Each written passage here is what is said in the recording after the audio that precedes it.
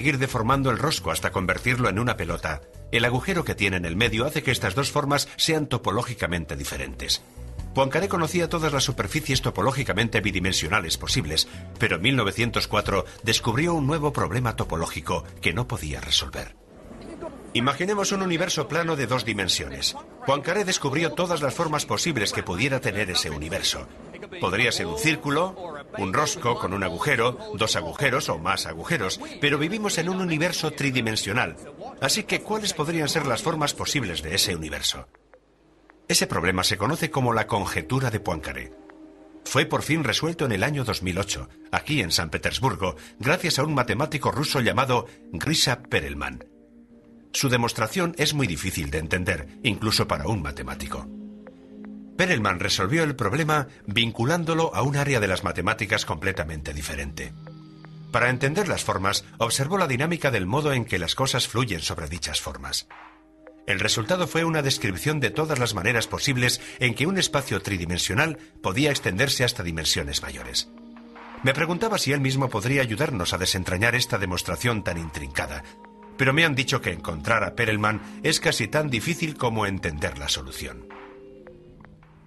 El estereotipo clásico de un matemático es un científico loco y excéntrico, pero creo que eso es un poco injusto.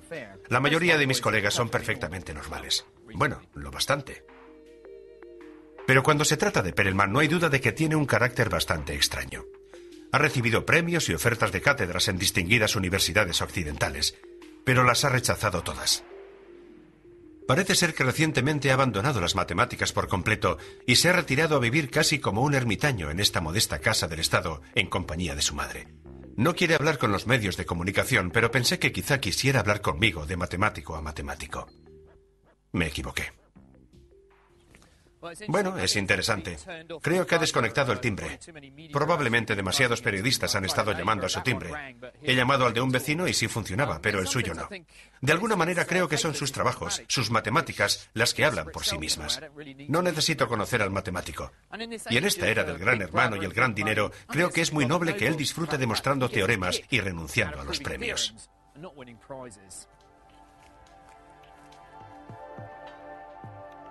Sin duda, cualquier matemático lo habría celebrado. Pero por resolver cualquiera de sus 23 problemas, David Hilbert no ofreció ningún premio o recompensa más allá de la admiración de otros matemáticos. Cuando planteó los problemas en París en el año 1900, el propio Hilbert era ya una estrella de las matemáticas, pero fue en Göttingen, en Alemania del Norte, donde de verdad brilló. Con diferencia fue el matemático más carismático de su época. Es evidente que todo aquel que le conocía pensaba que era completamente maravilloso. Estudió la teoría de números y conectó toda la información. Un año después lo dejó por completo y revolucionó la teoría de las ecuaciones integrales. Siempre estaba cambiando y siempre estaba haciendo algo nuevo. No creo que haya nadie tan flexible y variado en sus estudios como era Hilbert. Todavía hoy en día se habla de su trabajo, y su nombre está unido a muchos términos matemáticos. Los matemáticos siguen utilizando el espacio Hilbert, la clasificación Hilbert, la desigualdad de Hilbert y varios teoremas más de Hilbert. Pero fueron sus primeros trabajos con ecuaciones lo que le hizo destacar como un matemático que tenía una nueva forma de pensar. Hilbert demostró que aunque hay un número infinito de ecuaciones, hay formas de dividirlas de manera que estén constituidas como un conjunto finito, como si fueran un edificio hecho con bloques. El elemento más llamativo de la demostración de Hilbert fue que no pudo construir ese conjunto finito, solo demostró que sí era posible que existiera. Alguien criticó que eso era teología y no matemáticas, pero en realidad pasaron por alto que lo que Hilbert estaba haciendo era crear un nuevo estilo de matemáticas, una visión más abstracta. Se puede demostrar que algo existe, aunque no puedas construirlo explícitamente.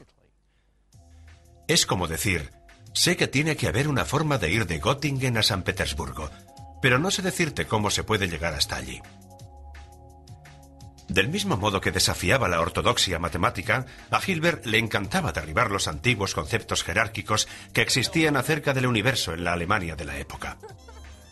Otros profesores se escandalizaban por ver a Hilbert yendo en bicicleta y bebiendo con sus alumnos. Le gustaba mucho la fiesta. ¿Sí? Sí. ¿Era un juerguista? Así me gustan los matemáticos. Sí. Le encantaba bailar con mujeres jóvenes. Le encantaba ligar. ¿En serio? Los matemáticos que conozco no es que sean muy ligones. Aún así, combinaba ese estilo de vida con un compromiso absoluto con las matemáticas. Hilbert era alguien que pensaba que cualquiera que tuviera talento para las matemáticas, un pingüino, una mujer o un hombre, negro, blanco o amarillo, no importaba. Debía dedicarse a las matemáticas y ser admirado. Las matemáticas hablan por sí solas. No importa si eres Un pingüino. Si puedes demostrar la hipótesis de Riemann, no nos importa lo que seas. Para él, las matemáticas eran un lenguaje universal. Sí. Hilbert creía que este lenguaje era lo suficientemente poderoso como para desentrañar todas las verdades de las matemáticas. Una creencia que expuso en una entrevista de radio que dio sobre el futuro de las matemáticas el 8 de septiembre de 1930. En esa entrevista no tuvo ninguna duda en decir que los 23 problemas se resolverían pronto y que las matemáticas ocuparían un lugar indiscutible entre los fundamentos de la lógica. Él declaró que no existían problemas irresolubles, una creencia que mantenían los matemáticos desde los tiempos de la antigua Grecia.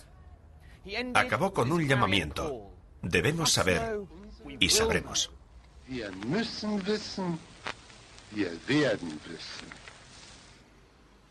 Desafortunadamente para él, el día anterior en una conferencia científica que no fue considerada lo suficientemente importante para los medios de comunicación, otro matemático hizo añicos el sueño de Hilbert y sembró de incertidumbre el corazón de las matemáticas. El hombre responsable de destrozar la creencia de Hilbert fue el matemático austríaco Kurt Gödel.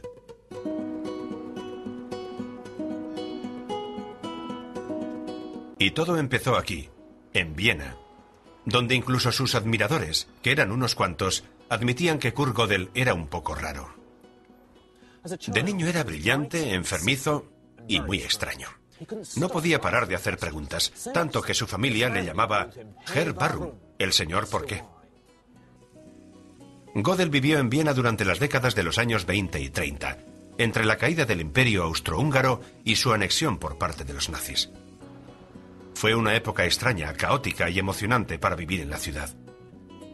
Gödel estudió matemáticas en la Universidad de Viena, pero pasó la mayor parte del tiempo en los cafés, donde entre partidas de backgammon y billar tenía lugar la auténtica efervescencia intelectual del momento, protagonizada por un grupo muy influyente de filósofos y científicos llamado el Círculo de Viena. En sus discusiones, Kurt Gödel proclamaba una idea que revolucionó las matemáticas. Se puso a sí mismo un examen de matemáticas muy difícil. Quería resolver el segundo problema de Hilbert y encontrar una base lógica para todas las matemáticas, pero lo que descubrió le sorprendió incluso a él. Todos los esfuerzos que dedicó a la lógica de las matemáticas no solo no pudieron proporcionar la garantía que Hilbert buscaba, sino que demostraron lo contrario. Ahí está, se llama el teorema de la incompletitud. Gödel demostró que en cualquier sistema lógico de las matemáticas habrá afirmaciones sobre números que serán ciertas, pero que no se pueden demostrar. Él empieza con una declaración. Esta afirmación no se puede demostrar. Esto todavía no es una afirmación matemática, pero utilizando un inteligente código basado en los números primos, Gödel pudo cambiar esa declaración hasta convertirla en una auténtica afirmación aritmética. Ahora bien, esas afirmaciones o son verdaderas o falsas. Agárrense a sus lógicos asientos mientras exploramos las posibilidades. Si la afirmación es falsa, significa que dicha afirmación se puede demostrar, y por lo tanto, la afirmación sería cierta, y eso es una contradicción, por lo que tendríamos que deducir que la afirmación debe ser cierta. En otras palabras, aquí tenemos una afirmación matemática que es cierta, pero que no se puede demostrar. La demostración de Gödel provocó una crisis en las matemáticas. ¿Qué pasaría si, por ejemplo, estuvieras trabajando en la conjetura de Goldbach o en la hipótesis de Riemann y éstas resultaran ser ciertas pero no demostrables? Esto también provocó una crisis en Gödel. En el otoño de 1934 sufrió la primera de una serie de crisis nerviosas y tuvo que ser internado en un sanatorio. Se salvó gracias al amor de una buena mujer. Adele Limbersky era una bailarina de un local nocturno. Ella mantuvo a Gödel con vida. Un día ella y Gödel estaban caminando por estas escaleras y fueron atacados por unos matones nazis. Gödel no era judío, pero muchos de sus amigos en el círculo de Viena sí lo eran. Adele acudió en su ayuda, pero eso solo fue un respiro fugaz para Gödel y sus matemáticas. Las matemáticas estaban a punto de morir en toda Austria y Alemania.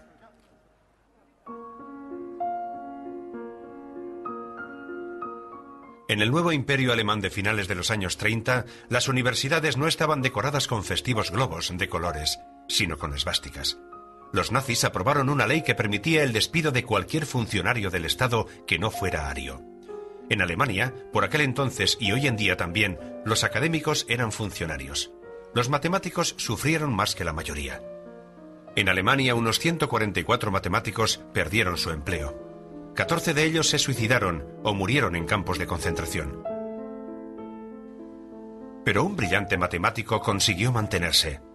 David Hilbert consiguió ingeniárselas para ayudar a huir a algunos de sus alumnos más brillantes y durante un tiempo criticó el despido de sus colegas judíos. Pero no pasó mucho tiempo hasta que él también tuviera que guardar silencio. No está muy claro por qué él mismo no escapó o no protestó un poco más. Hacia el final de su vida cayó enfermo, así que puede que no tuviera el empuje necesario. Todo su entorno de matemáticos y científicos estaba huyendo del régimen nazi, hasta que solo quedó Hilbert como testigo de la destrucción de uno de los mejores centros matemáticos de todos los tiempos. David Hilbert murió en 1943. Solo 10 personas acudieron al funeral de uno de los matemáticos más famosos de su época. El dominio de Europa, el centro matemático durante más de 500 años, había terminado. Había llegado el momento de pasar la batuta matemática al nuevo mundo. Había llegado el momento para este lugar. En 1930 se creó en Princeton el Instituto para los Estudios Avanzados.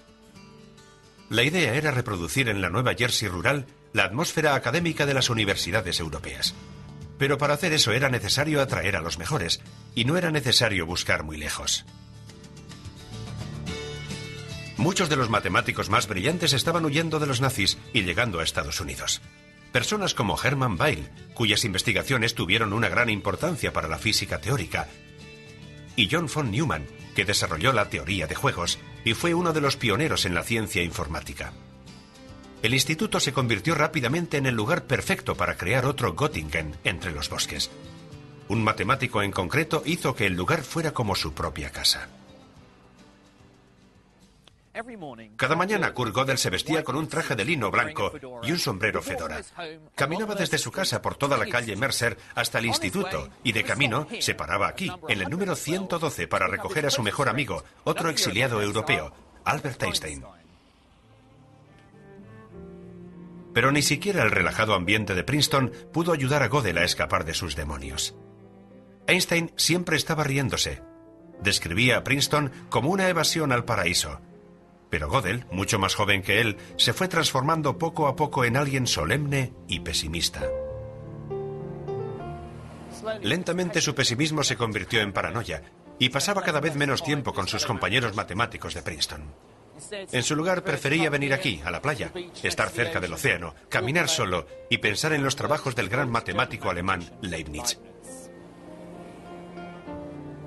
Pero Gödel se estaba hundiendo en su propio mundo interior. Paradójicamente, su influencia en las matemáticas americanas iba siendo cada vez más y más fuerte, y un joven matemático de la costa de Nueva Jersey aceptó encantado algunos de los retos que propuso.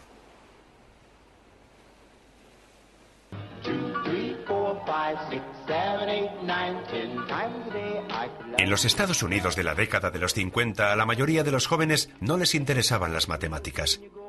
Casi todos llevaban un estilo de vida más hedonista y relajado en ese paraíso bañado de helado y donuts. Pero había un adolescente que no comulgaba con los anhelos de los adolescentes norteamericanos corrientes. En su lugar, eligió sumergirse en algunos de los problemas matemáticos más importantes. Desde una edad muy temprana, Paul Cohen ganaba concursos y premios matemáticos. Pero al principio le costó un poco encontrar un campo de las matemáticas donde realmente pudiera dejar huella.